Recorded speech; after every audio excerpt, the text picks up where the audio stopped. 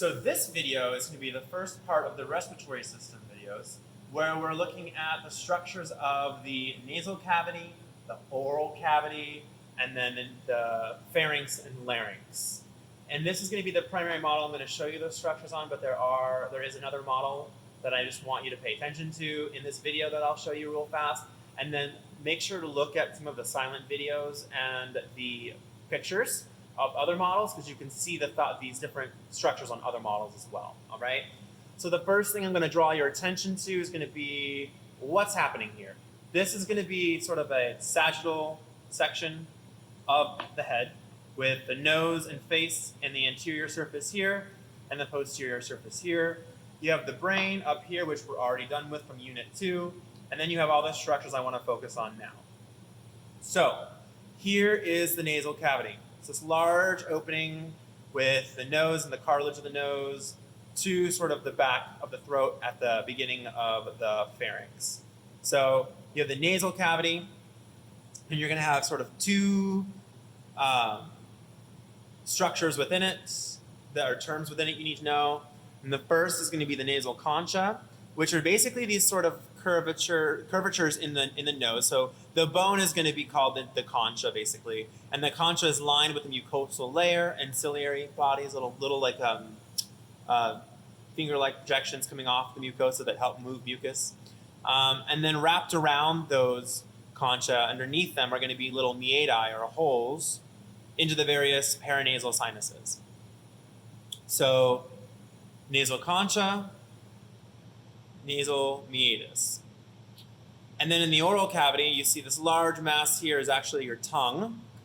And so we're going to have this little piece here dangling off is going to be the uvula. And then you're going to have where the maxilla is at, the hard palate here. And in the back of the mouth, posterior aspect of the mouth, you're going to have the soft palate. And then you're going to have what's called the palatine tonsil, which you can only really see here. So I'm drawing your attention back to the torso head model. In the mouth here, you can see where the uvula is again, but right in here, this lobular tissue right here, that's going to be the palatine tonsil. Now, it's really important, and it's kind of hard to see on models, and it's honestly hard to see in cadavers unless you do certain dissections. But right in here, you have a very important structure that's called the pharynx. And it's essentially a bunch of constrictor muscles that open and close so that you can swallow food and breathe and all that, and talk and all that stuff. So it's divided up in various sections. And so you're going to have the nasopharynx, which is essentially going to be in this region over here, where the pharynx itself is connected to the nasal cavity. And within the nasopharynx, you have two traits or two features we want you to know. The first is going to be this circle here. This circle is called the opening for the eustachian tube, or of the eustachian tube. That's the tube that goes directly into your ear. It helps provide, like when you pop your ears, pressure relief and pressure regulation.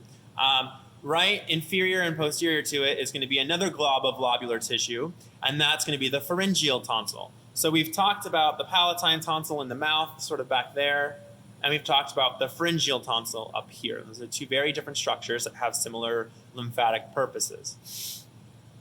Now, below the nasal pharynx, you're going to have this opening here, which is going to be the oral pharynx. So it's where the oral cavity meets up with the pharynx.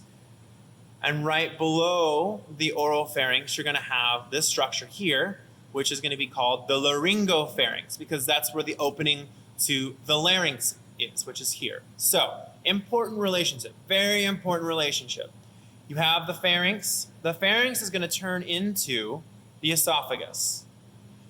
But before it does, it's going to give off an opening into the larynx, which leads us to that section of terms. So the first thing you need to be very cautious with is knowing this little flap here. This flap is called the epiglottis. It's a very important structure, and it's going to open and close to allow you to breathe and eat. And then when you get inside the actual larynx, you're going to have to differentiate between the vocal cords themselves, which are these lines, and the folds around them, which are the vestibular folds. So vocal folds or cords, and then vestibular folds. Tight relationship there. And then the last three structures I want to draw your attention to are going to be sort of where the larynx becomes the trachea, which is right where you start to see these little white dots.